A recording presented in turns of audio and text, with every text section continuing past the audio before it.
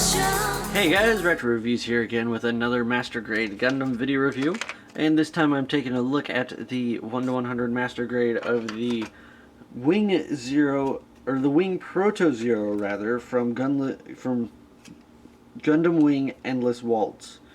Now this didn't actually show up in the Endless Waltz anime, but the designer for the mechas in the Endless Waltz OVA, Katoki Hajime, went in and redesigned pretty much every single redesigned every single Gundam for Gundam Wing, and this was his take on the TV show version of the Wing Gundam Zero. So this is not the version that we see actually appear in Gundam Wing Endless Waltz. That one is the one with the more navy blue to it, the angel wings, but this one is kind of like the prototype of that version that we see in the OVA. So go ahead and take a look at this one. As you can see here, very, very nice head sculpt. I do like it a lot. Of nice pointed edges. I do like that they actually incorporated green clear plastic for the for the eyes, head camera, chest pieces, and the little center orb on the front, which I assume is to help house the Zero system, considering the only two Gundams to actually, well, okay, Wing and the Wing Zero also had this too, and the Epion. So, but Wing did not have the Zero system, but Zero and Epion had the Zero system in it, but that would explain why they have that jewel in the center, but it wouldn't explain why Wing has it. So, but anyways, just overall, I love the detail on this kit. I love the colors even. It's just the red mixed in with the navy blue all throughout the suit just looks awesome. For poseability, or I do want to get in there and see if we can focus on the head, because if we get the light in there just right, hang on, I'll bring out the LED real quick. Yeah. I don't know how well you can see that, but those eyes are actually, what I did there is I kept the clear green plastic like it was, but then I actually went in and lined around it with black lining marker, so that way it brought out the plan was to bring the eyes out a little bit, but it doesn't show up as well as it does because of all the stuff that hangs over the head. But alright, anyways, so for poseability wise, I do like this. He is a smaller Gundam, but it still does incorporate a ton of poseability, and there's even some inner frame pieces in the head. So he does still incorporate a ball joint at the base of the neck, and what appears to be only a hinge. I can't remember, it's been a long time since I've actually been in that and building it, but a hinge at the base of the neck to allow it for rocking back and forth. While we're here, I do want to note that we can open up the cockpit. It just slides open, and you can see Hero sitting in there. And it just slides it back shut. Now the shoulders. The shoulder armor is a little bit wonky, and I like to keep the panels like folded down so that way it keeps it from wobbling all over the place. Because they are the shoulder pads themselves are kind of loose, and that's for the transformation, which we'll get into in a bit. But they do the forward movement, as well as rotate 360 degrees, and the arm does kind of go out a little ways. There is a bicep swivel, as well as not necessarily a 80 degree or 180 degree bend, but it's pretty close. There. Double ball joint system going on with the torso, so there's one right here and down at the base where the waist connects on. So we do get a full range of motion, and actually a pretty deep ab crunch in that as well, which is amazing.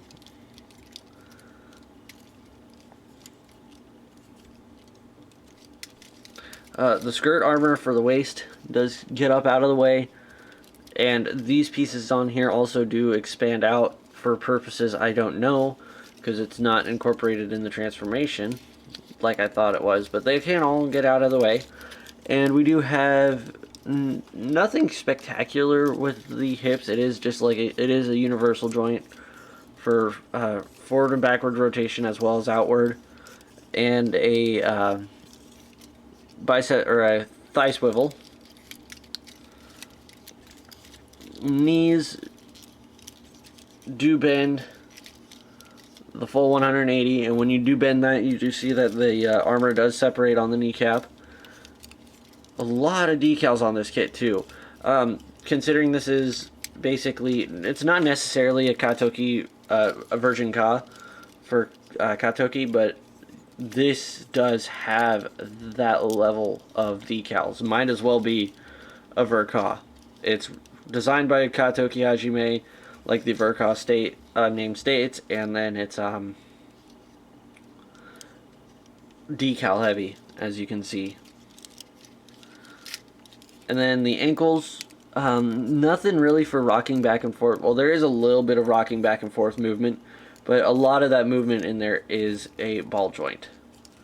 And then the toe can, well, this armor piece for the front of the foot can actually go up, but the toe cannot move forward at all, but it can bend down quite a bit. So a lot of awesome poseability in this guy. Nothing too extraordinary, but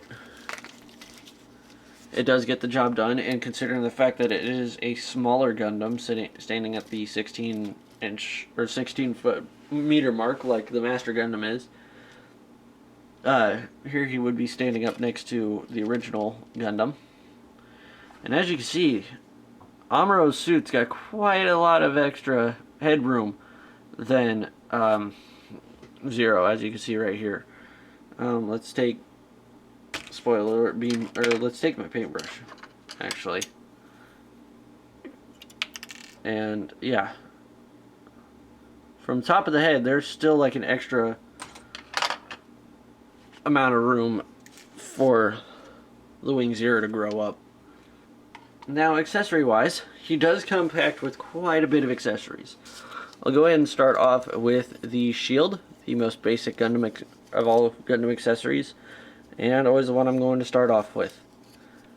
Now, it does extend forward a little ways, and these fins can also pop out, but that's for the transformation. But if you want to, you can incorporate that into the shield as well for its shield mode. But I do kind of like it better all closed up. It looks a little bit more cohesive that way. And there's just a peg on the outside of his arm that it just pegs over and on top of.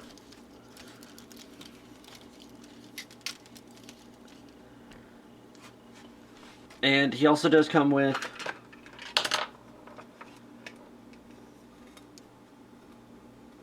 hang on now. There we go. Now, he does come with his signature weapon, the Twin Buster Rifle, but I don't feel like that's necessarily the one I want to show off right well. Okay, I'll go ahead and show it off anyways. But yeah, here it is, the Twin Buster Rifle.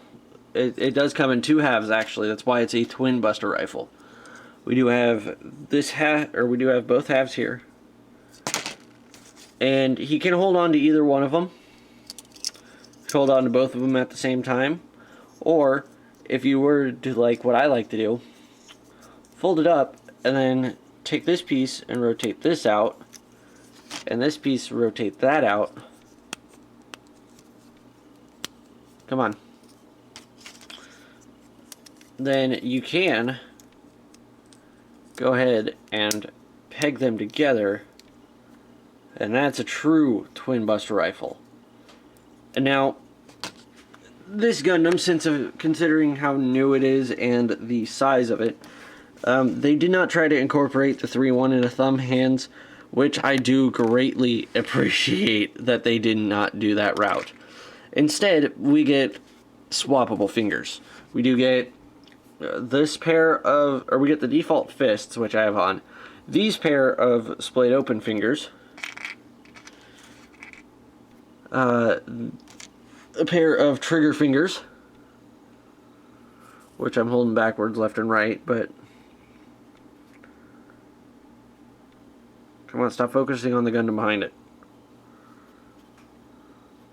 Yeah, trigger fingers for both hands. And then gripping hands for both hands. And you'll notice that the trigger fingers and the gripping hands have that tooth in the middle of them. That actually allows them to hold on to the weapons a little bit easier. So we can go ahead and I'll take the right hand trigger finger and clip that onto the front of the Twin Buster Rifle's handle and make sure that the handle's fully extended. And then I will go ahead and take off the fingers, which is just that simple. They slide off of the side. And make sure the thumb's out of the way. And then just peg on the new fingers. And then come back on the other side and slide the thumb up for extra gripping.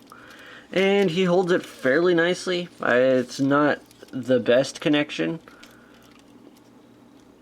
but it's a lot better than than what the original Wing Zero, or the Wing Zero from Endless Waltz, the one with the angel wings, did with his Twin Buster Rifle, where he couldn't even hold on to it because it was they incorporated the 3, 1, and a thumb articulated fingers onto that small of a mobile suit, so it doesn't work out as well as you'd expect. So yeah, he does hold on to it fairly well. I mean, it is a little loose. You jostle it around, it's going to come loose, and you're going to end up popping the fingers off. Anyways, so there's that. And also, I forgot to show off with the articulation is the backpack is articulated. There's hinge here at the base, which allows it to rotate up. They rotate out to the side. And then also, you can splay the wings out. And it's on a gear system, so one moves and both of them move, but you got to make sure that they're... Sometimes they don't want to both go. But it does look still pretty nice. And then you can, if you wanted like the extra look, extend out these little guys. And I did mess up on this decal right here, as you can see, but oh well. Now, the other accessory that we do have is, as soon as I can get his fist back on, is the beam sabers, which are stored away on the Gundam. Their hiding spot is a little tricky to get to. They are located in these white flaps on the shoulders, which also, if you would like, I forgot this is actually a feature. You can actually open that up. To do what? I don't know. It serves no purpose to the mobile suit. It just opens it up and makes it look kind of cool, I guess. But you can come in here. It's kind of tricky to get a hold of it, but you can get that beam saber out.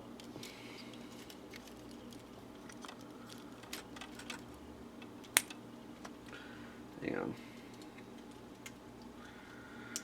We'll try it from the other side. There we go. And this is the problem we had. That is a tiny, tiny beam saber handle.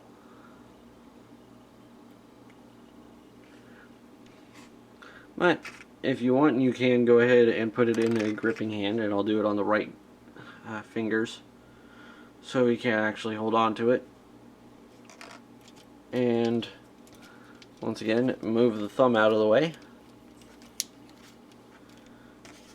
and take the beam saber and just plug it on there, and come on, let's get the thumb back into position where it belongs.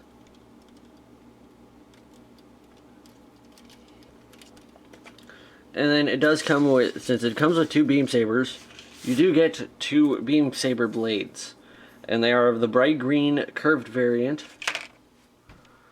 So we can go ahead and just plug that in to the handle.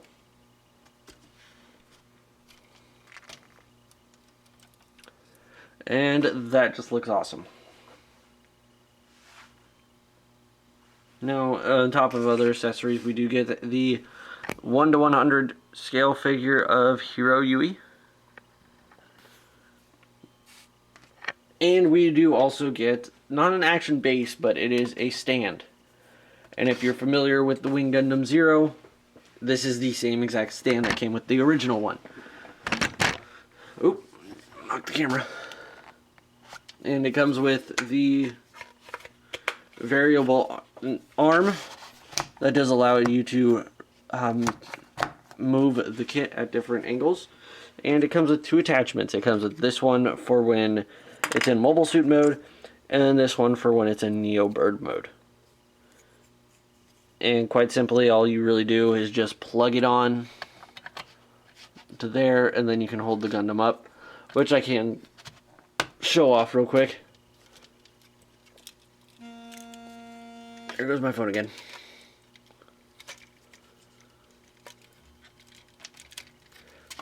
There we go. So now he can kind of get up there in the air, and if you would like, you do have the option to angle it forward, but because mine's hips are so loose, I can't really get any good poses out of that. So it's going to be standing in the more upright position for mine. Come on.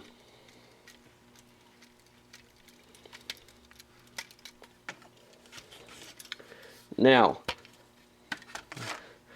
because this is a transformable mobile suit, he does have one other mode that we can display him in.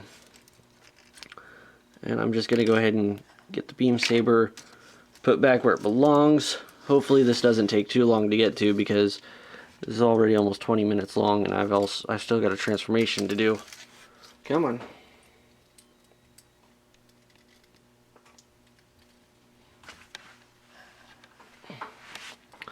So get the fingers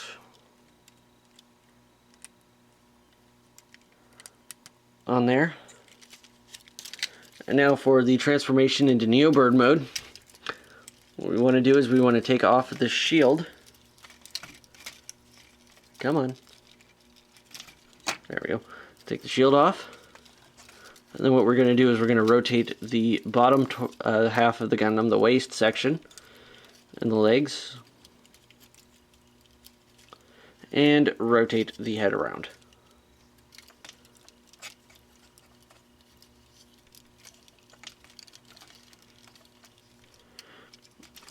Next, what we're going to do is we're going to take the shoulder pads and rotate all this stuff up so it gets out of the way and kind of unlocks the accessibility of the shoulder pad, and then also pull it out and rotate it down. Do the same on both sides. Oh, and I forgot another gimmick that I forgot to mention is that these panels can open up if you don't break them and reveal shoulder-mounted Vulcan guns. Yeah, it's such a forgettable thing. So yep, there is the arms transformed out now. Next, gonna do the legs, which is kind of simple, which is where a lot of the complexity comes. We want to extend at the knee a little bit, and then rotate the knee backwards kind of a ways, and then fold the foot down. What we're going to do is come in here, and then there's a panel right here that will move up, and then rotate the ankle around at the ball joint, and then you kind of just want to slide the connector piece for the ankle in all the way up there like that, and then just fold everything up.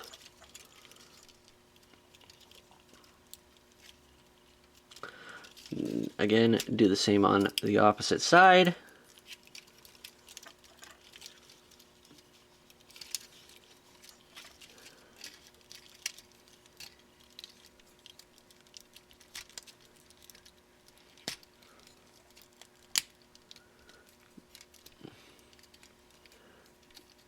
There we go.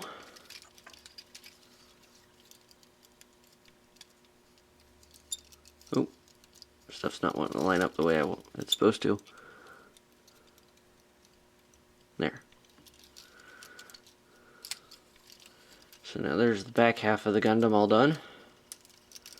Next up, expand the wings out. And kind of just fold them up on top.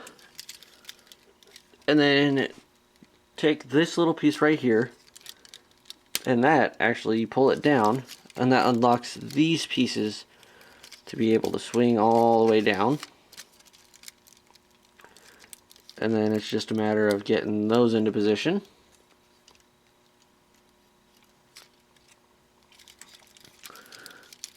Same on this arm or wing. And on the feather pieces that come out from underneath the wings here, you want to rotate this all the way around and then put those there like so. And then finally take the shield piece, and there's some stuff that we got to do here, and we got to fold this piece down, make sure that's out of the way, fold these side feather pieces out, and then take the piece that clips the arm on, or the shield onto the arm of the Gundam, pull that out and then fold it down. So now we have this part here, which oddly looks like a cockpit hatch to a spaceship or something. And then there's two pegs right here that are going to correspond to the two holes in the backpack. And you plug those on like that. I said like that. And then that piece folds over the head and kind of hides the head up a little bit. And there we have the Neo Bird mode. Not necessarily too spectacular to look at, to be honest. Just kind of looks like a Gundam laying down with a shield strapped on its back. And you can take the Twin Buster rifle and split it in half. And then take these pieces right here and fold them out like so, and then you'll be able to come under here, and then there's these two spots right here where the V-fin kind of gets in the way of, but you can come in and slide those on the shield right there.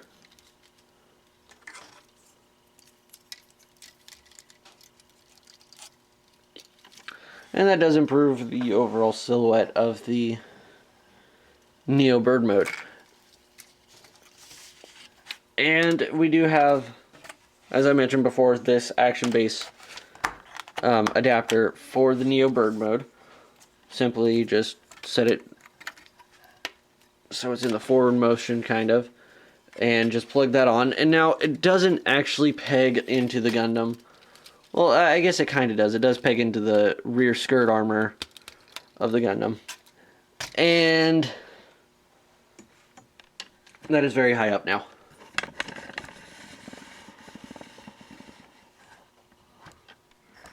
There we go. So there is the Wing Gundam Proto Zero in its Neo Bird mode.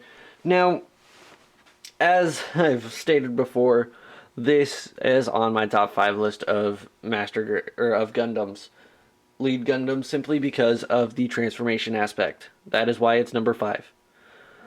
Because this did introduce me into the whole transforming Gundam aspect. This introduced me into Gundam because I was playing on my Xbox the Dynasty Warriors demo, and this was the this was the character that you got to play as, and I was like, holy cow, it can transform. And knowing me, you guys know me, I'm a Transformers nut, and just essentially, once I started getting into these Gundam kits, I had to get this. Now, a lot of people don't like Gundam Wing, which I can understand, but overall, this is by far one of my favorite Gundam Wing kits there is. Simply because out of all the Gundam Wing kits that are out, this one is the newest one. and that's excluding the Tall Geese 2 and the Tall Geese 3, which are premium man shop exclusives, and the Ultron Gundam that's coming out, which is also a premium web shop exclusive. So this is the Proto Zero. The Wing Gundam Zero is being one of my favorite, not necessarily my favorite suit out of Gundam Wing. That has to go to either Death Scythe or Heavy Arms. They're still fighting that one out on who gets the top spot there. But overall, I do really like this kit. I do like the mobile suit design, and Katoki did a good job of spicing up the TV show version of the Wing Gundam Zero and making it go in line with all the rest of the master grades that they've released for the Core 5. So, this has been Ratchet Reviews. I do hope you guys like this video review. If I didn't say this enough, I would recommend this kit. It's a very fun build. The inner frame, actually, the ABS plastic that they use is a little bit softer than what I'm used to. So if tools aren't your thing, it actually is kind of simple. You can actually pop out some of the parts without even having to use tools and not harm breaking the pieces at all. I don't suggest doing that on every Gundam kit, but actually I wouldn't suggest doing it on here. I'm just saying it's kind of, if you think tools are a waste of time sometimes, which I know they can be, considering I've had some examples of that, but overall it's a fun kit to build. A very fun beginner's kit, kind of.